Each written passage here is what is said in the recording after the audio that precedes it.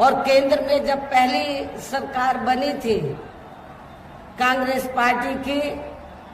तो उस पहली सरकार में परम पूज्य बाबा साहब डॉक्टर अंबेडकर लॉ मिनिस्टर थे। तो उस समय बाबा साहब डॉक्टर अंबेडकर ने तो कांग्रेस पार्टी के मुखिया को ये कहा,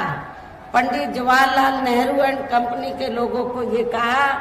कि भारतीय संविधान में एससी व एसटी वर्गों को जो सरकारी नौकरियों में जो रिजर्वेशन दिया गया है उसका पूरा लाभ इनको नहीं मिल रहा है, इसका पूरा लाभ मिलना चाहिए। इस मामले में सरकार को सख्त कदम उठाने चाहिए। इतना ही नहीं, बाबा साहब ने ये भी कहा कि भारतीय संविधान में मैंने आर्टिकल 340 की व्यवस्था की है, तो जिसके तहत तो इस देश में एससी व एसटी की तरह तो और भी अति पिछड़े वर्ग के लोग हैं, अति पिछड़े वर्ग के लोग हैं जिनकी सामाजिक, शैक्षणिक और आर्थिक स्थिति एससी व एसटी की तरह दयनीय है। तो बाबा साहब ने उस समय पंडित जवाहरलाल नेहरू को ये कहा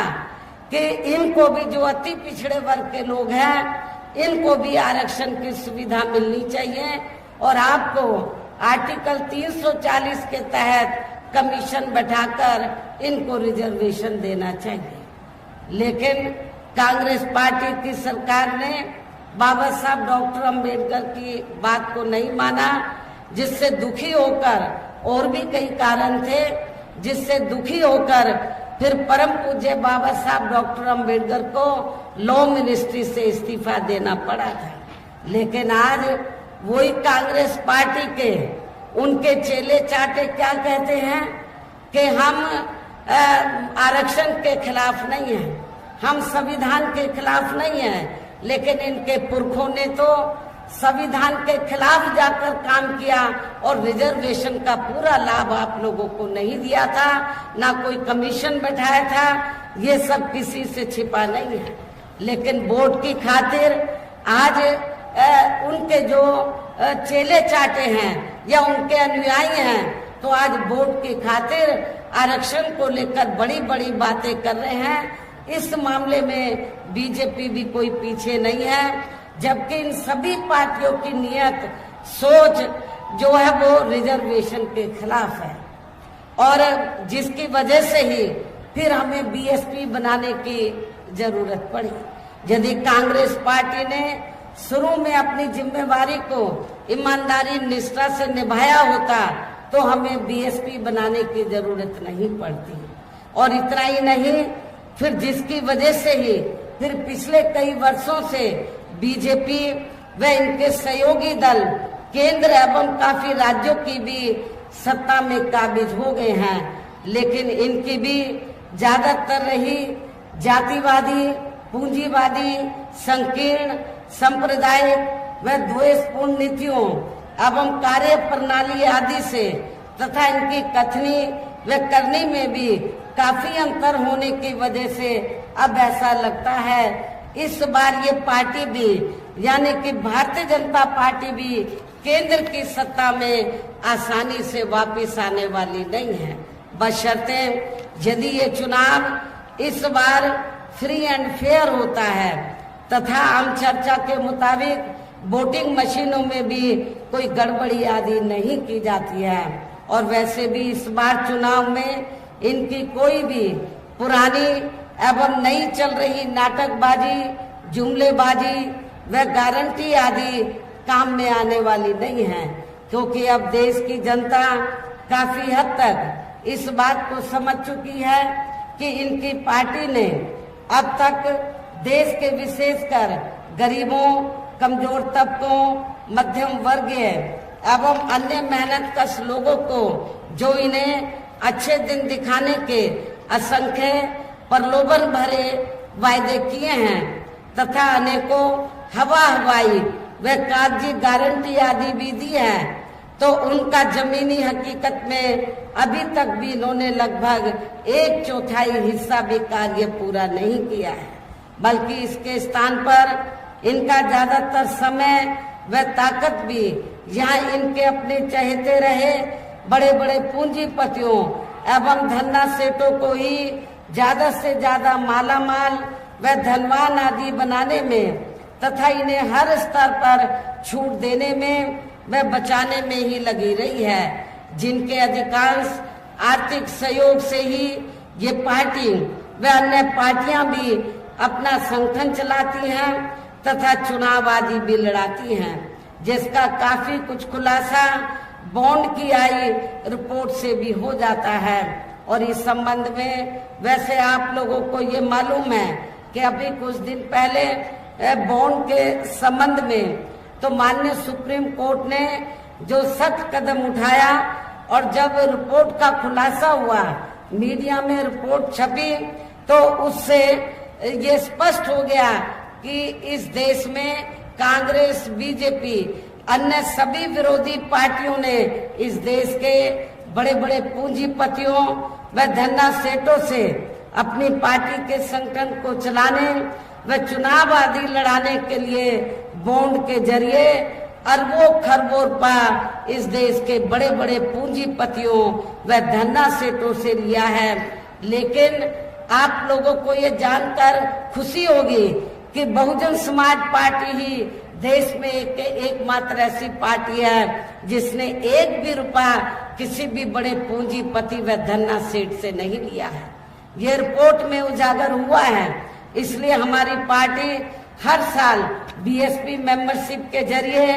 जन्मदिन के मौके पर थोड़ा थोड़ा धन इकट्ठा करके चुनाव के मौके पर भी थोड़ा थोड़ा आर्थिक सहयोग लेकर संगठन को चलाती है और चुनाव आदि भी लड़ाती है। इसके साथ ही अब ऐसा लगता है कि कांग्रेस पार्टी की तरह ही बीजेपी ने भी केंद्र की तमाम सरकारी जांच एजेंसियों का ज्यादातर राजनीतिकरण ही कर दिया है। इसके अलावा देश के किसान वर्ग भी वर्तमान बीजेपी की सरकार में शुरू से ही अपनी विभिन्न समस्याओं को लेकर काफी ज्यादा दुखी व परेशान रहे हैं और अभी भी है। जबकि यूपी में 4 बार हमारी पार्टी की रही सरकार ने इनके हितों का भी हर स्तर पर विशेष ध्यान रखा है। हमने अपनी चारों हुकूमतों में किसानों को खेती करने के लिए समय से सस्ते साधन उपलब्ध कराए और उनकी फसल का भी उन्हें उचित दाम दिया है। इतना ही नहीं बल्कि केंद्र में पूर्व की रही कांग्रेसी सरकार की तरह ही वर्तमान भाजपा सरकार में भी इनकी जातिवादी, हीन, सांप्रदायिक एवं पूंजीवादी सोच व नीतियों के चलते ही पूरे देश में सर्व समाज में से खासकर गरीबों, दलितों, आदिवासियों, पिछड़े वर्गों, मुस्लिम एवं अन्य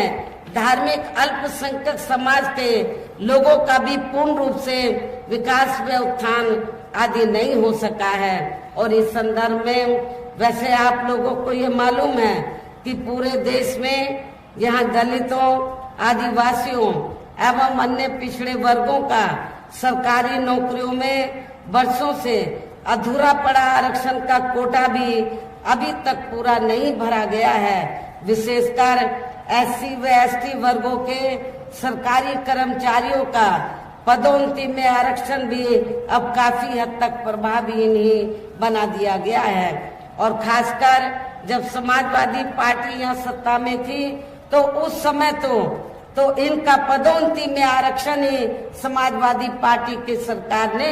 बिल्कुल खत्म कर दिया था। साथ ही केंद्र व राज्यों में भी विरोधी पार्टियों की रही सरकारों ने इन सभी वर्गों को प्राइवेट सेक्टर में आरक्षण दिए जाने की व्यवस्था किए बिना ही इनकी सरकारों के ज्यादातर सरकारी कार्य अब प्राइवेट सेक्टर के जरिए ही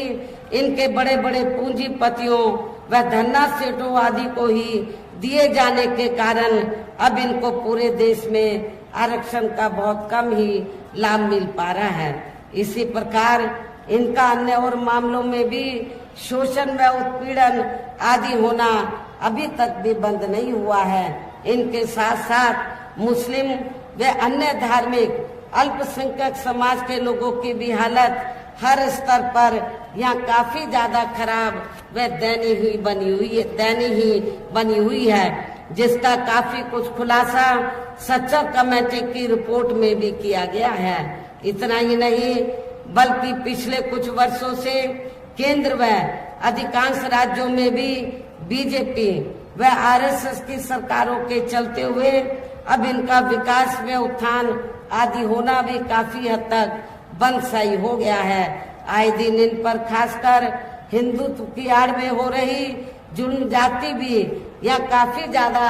चरम सीमा पर पहुंच चुकी है। इनके साथ साथ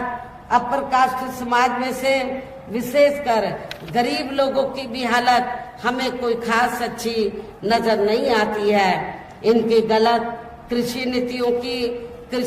नीतियों के कारण किसान वर्ग भी आए दिन आंदोलित ही बना रहता है। साथ ही इनकी गलत आर्थिक नीतियों की वजह से ही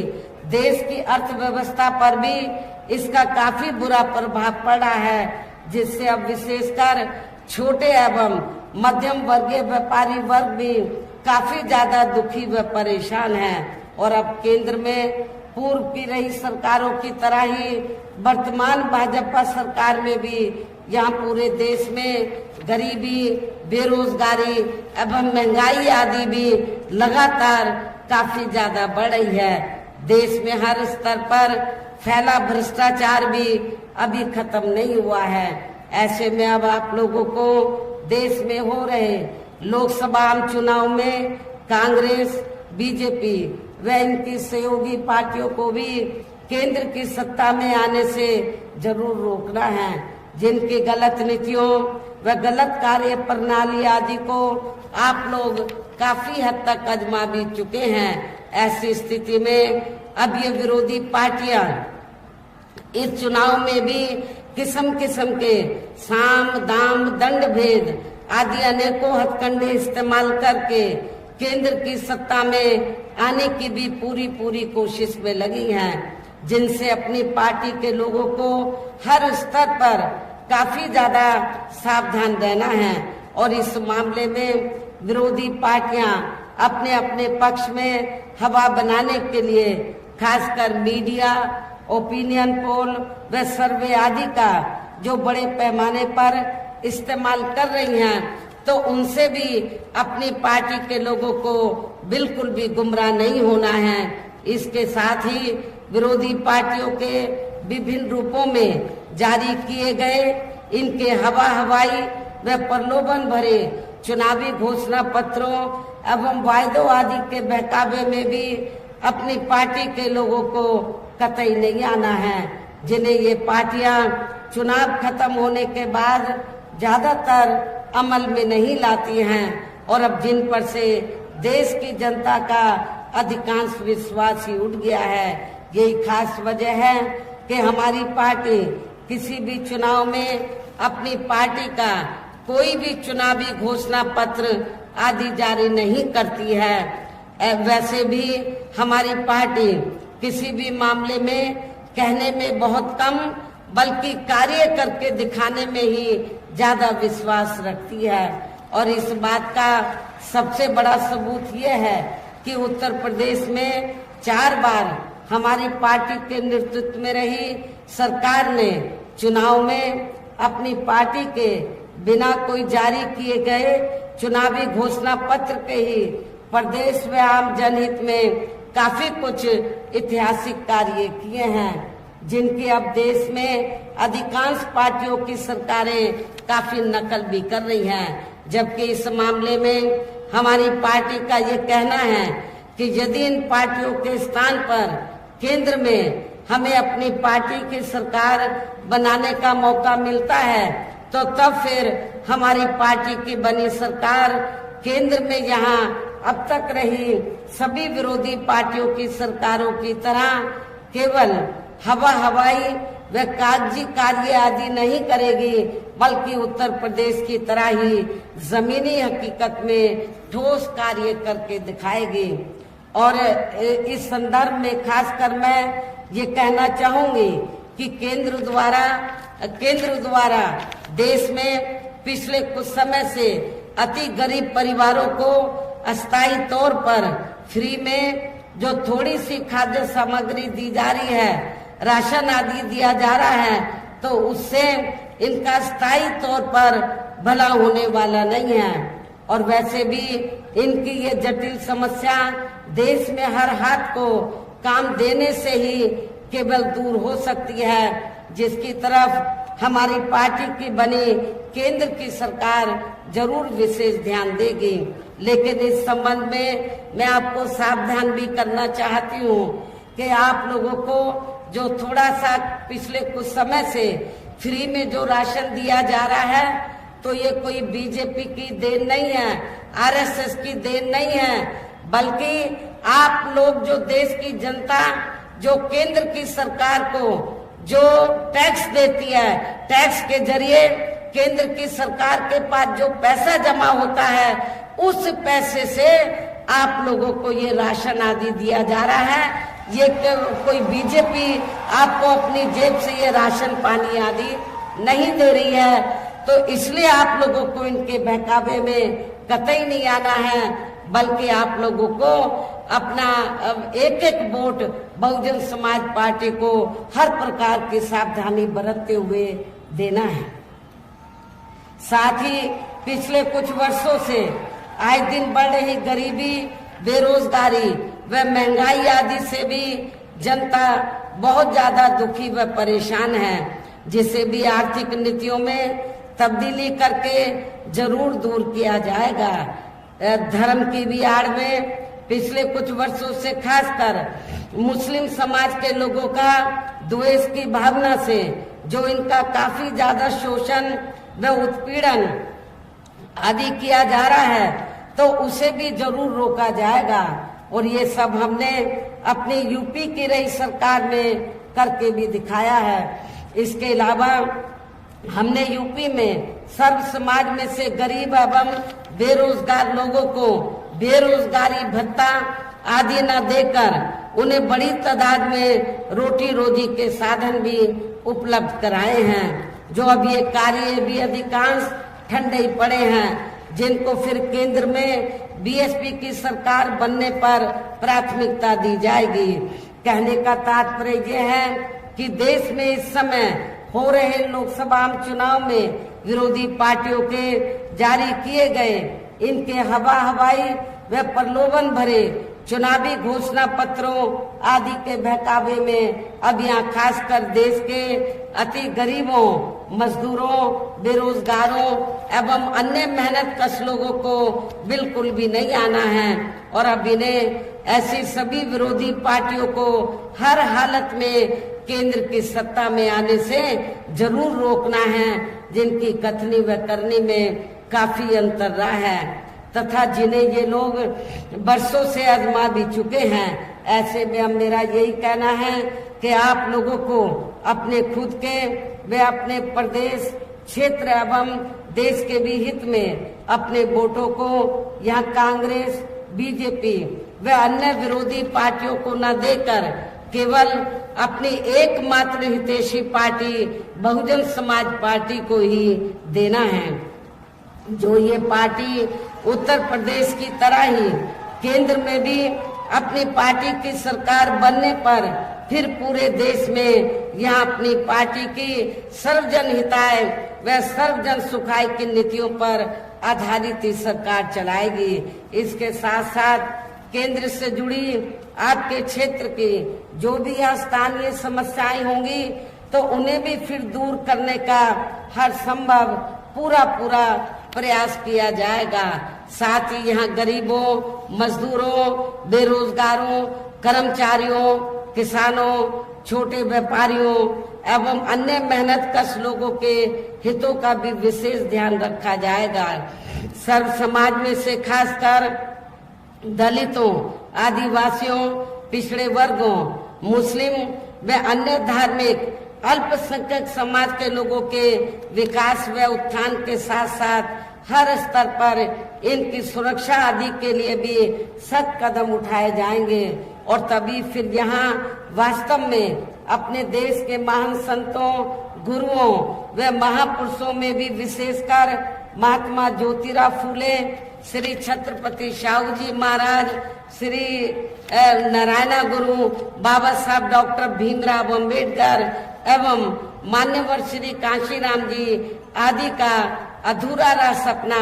जरूर साकार हो सकता है, जिनको यूपी में हमारी पार्टी की रही सरकार द्वारा हर स्तर पर पूरा पूरा आदर सम्मान दिया गया है।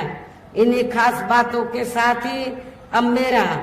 देश व आपके स्टेट के भी हित में यही कहना है कि हमारी पार्टी ने यहाँ के बनारस मंडल में जिनको भी लोकसभा के लिए चुनाव के मैदान में उतारा है, जो आपके सामने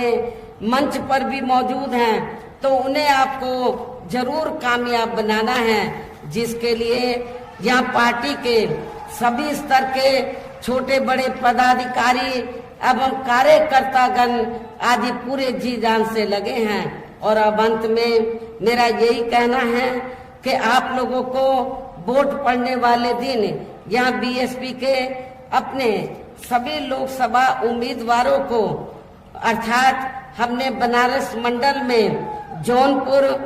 लोकसभा की सीट से श्री श्याम सिंह यादव जो बीएसपी के वर्तमान में सांसद हैं, इनको चुनाव के मैदान में उतारा है। आप लोगों को ये मालूम है कि इस एज में भी ये जनता की सेवा में लगे रहते हैं। आप इनको एक मौका जरूर दीजिए, इनको जरूर मेंबर पार्लियामेंट बनाकर भेजिए। मछली शहर जो सुरक्षित लोकसभा की सीट है, हमने यहाँ से श्री कृपा शंकर सरोज को चुनाव के मैदान में उतारा है। वाराणसी लोकसभा की सीट से हमने श्री अतर जमाल लारी को, चंदौली लोकसभा की सीट से हमने पिछड़े वर्ग से श्री सत्येंद्र कुमार मौर्य को, बलिया लोकसभा की सीट से हमने श्री लल्लन सिंह यादव को, इनकी लोकसभा की सीट का कुछ एरिया बलिया में आता है और कुछ एरिया गाजीपुर जिले में आता है, लेकिन सीट का नाम है बलिया, इसलिए बलिया लोकसभा की सीट से हमने श्री लल्लन सिंह यादव को, गाजीपुर लोकसभा की सीट से हमने डॉक्टर उमेश कुमार सिंह को चुनाव के मैदान में उतारा है। बीएसपी के ये सभी प्रत्याशी पूरे जी जान से आपके क्षेत्र में आप लोगों से वोट की अपील करने के लिए जी जान से लगे हैं। मेरी आप लोगों से पुरजोर अपील है कि आप लोग बहुजन समाज पार्टी के इन सभी प्रत्याशियों को बीएसपी का जो चुनाव चिन्ह हाथी है, हाथी चुनाव चिन्ह के सामने वाले बटन को दबाकर इनको भारी वोटों के अंतर से जरूर कामयाब बनाना है। इस खास अपील के साथ ही अब मैं अपनी बात यही समाप्त करती हूँ। जय भीम, जय भारत।